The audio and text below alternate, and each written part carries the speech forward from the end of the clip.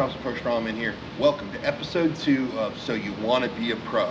Now, if you haven't watched episode 1, I encourage you go back real quick. It's 6 to 7 minutes long. It's a real easy watch, some solid intel, but we are going to be referring back to that video during this video. So either watch this one now and take your notes, or watch that one first and come back and let this one make a whole lot more sense. But today, what we're going to do is we're going to flash forward in time and assume you have done one of two things. Won the amateur Arnold, or the amateur world championship, which, as far as I'm concerned, it really is the only available amateur world championship, or the only contest that currently deserves that title, and that is the Amateur Arnold Classic. Now, the other route you could have gone if we flash forward into your future is that you won or took top 3 at the OSG, which means you are on your way to Giants Live, which is one step away from World's Strongest Man. If you've gone ahead and won the Arnold Amateur, start training, you punched your ticket, you're headed to the big stage, the Arnold Classic. Now, let's assume you've done these two things.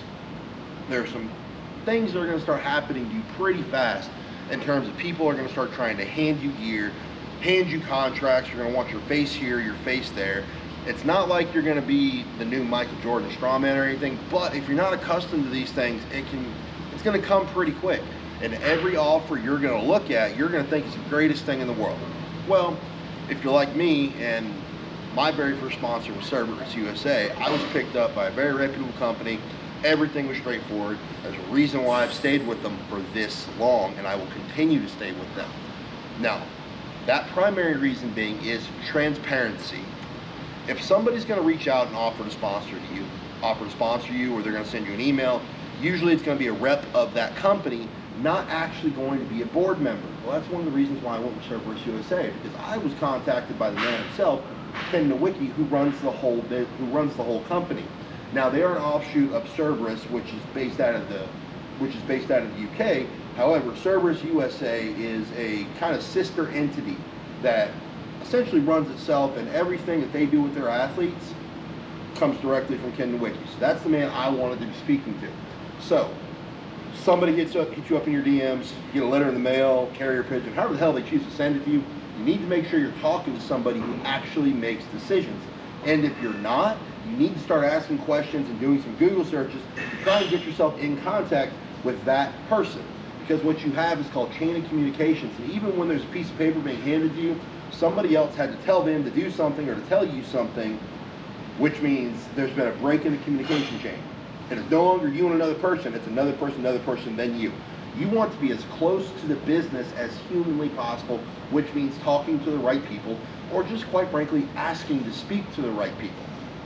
Now, if a company reaches out to you and offers you some kind of percentage or even a monthly stipend if you're lucky, those are really hard to come by, especially in the very beginning, but they do happen, and don't be afraid to ask.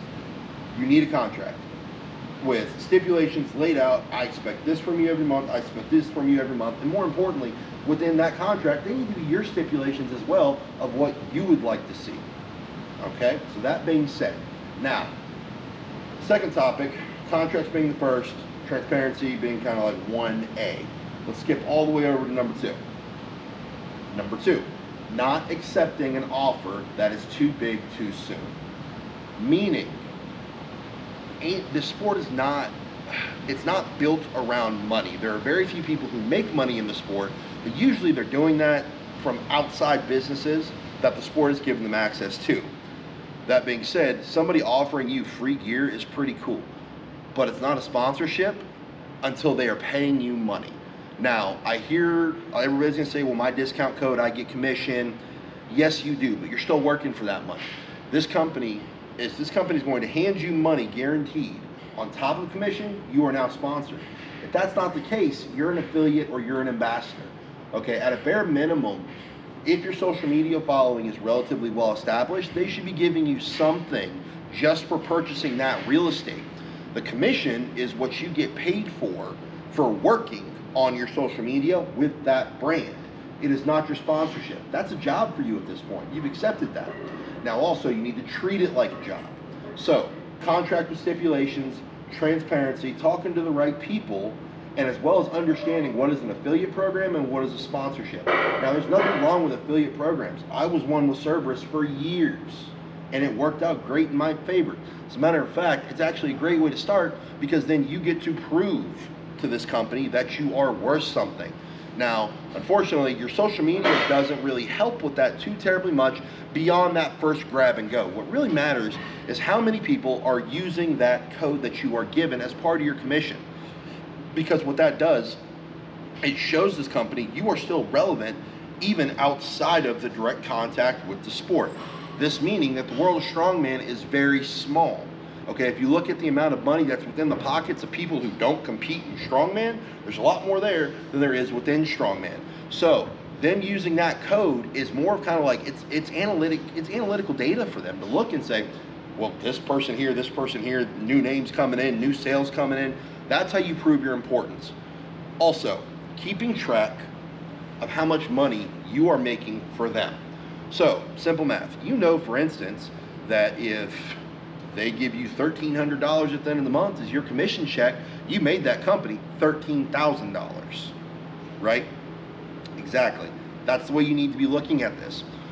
You need to keep these things tallied up throughout the year, because at the end of the year, if you've made that company 30, 40K, you need to come back and say, hey guys, 10% is not really just cutting it.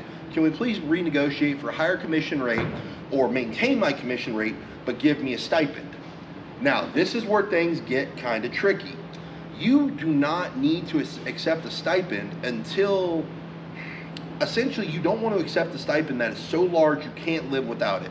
Now, Cerberus will never do this to me, has never done this to me, but I have heard of athletes accepting stipends $3,000, $4,000 a month.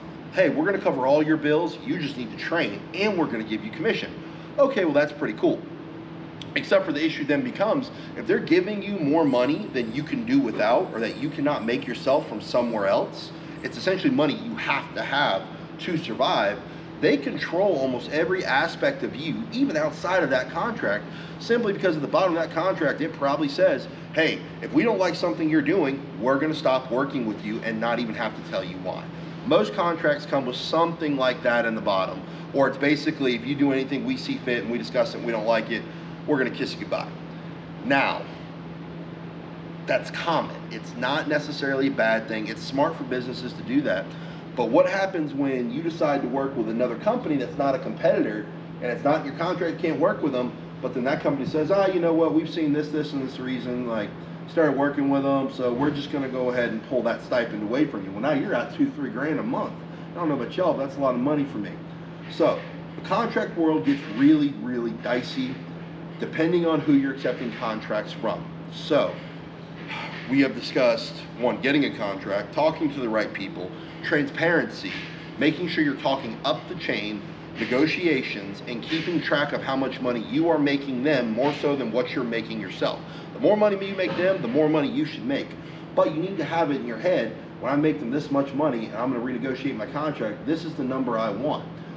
Always be willing to accept higher commission with maybe not as high as a stipend as you want, because as you develop your social media, those commissions make themselves. They do. They 100% do. But also it makes you, it allows you to understand to what degree your social media is growing. Because if all of a sudden you have a massive spike in the middle of the year and your social media following goes up, okay, cool, well now my real estate price is increased. My real estate price is increased. Now I want to increase my stipend amount. So, a little bit of insight of what step 2 is if you want to be a pro. So, all right guys, signing off real quick. Please look at the description below. You're going to see links to both my 2 sponsors. I only agree to work with 2 at this point in time, Cerberus USA and Massenomics. And guess what? It's for every single reason I just listed here. Contracts, transparency, and just dudes being dudes. So, feel free and look below. Go explore. Thompson10 on both websites, Cerberus USA and Massenomics, saves you a little bit of cash, and it also helps let them know I'm relevant. So please, don't be afraid to support my journey, and most of the money I'm making back from those is getting dumped back into the channel. So I appreciate it, guys. Thank you for tuning in for episode 2.